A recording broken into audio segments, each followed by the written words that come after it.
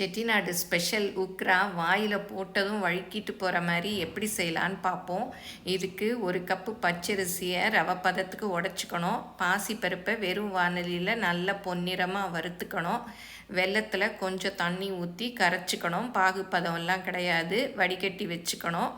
அப்புறம் வறுத்த பாசிப்பருப்பை வேக வச்சுக்கணும். ஒரு கடாயில் நெய் ஊற்றி அதில் முந்திரி பருப்பை வறுத்து எடுத்துக்கிட்டு அதே நெய்யில் பச்சரிசி ரவை இருக்குது இல்லையா, அதையும் போட்டு 1 கப்பு பச்சரிசி ரவைக்கு 3 கப்பு தண்ணி ஊற்றி நல்லா வேக வச்சுக்கணும். மூடி வெந்ததும் வேக வச்ச பாசிப்பருப்பு, வெள்ளை கரைசல் எல்லாத்தையும் ஒன்றா சேர்த்து ஏலக்காய் பொடி, தேங்காய் எல்லாம் சேர்த்து நெய்யும் சேர்த்து நல்ல சுருளை கிண்டணும். நெய் பிரிஞ்சதும் அப்படியே எடுத்து போட்டால் கரண்டிலேருந்து அப்படியே ஒட்டாமல் விழணும்.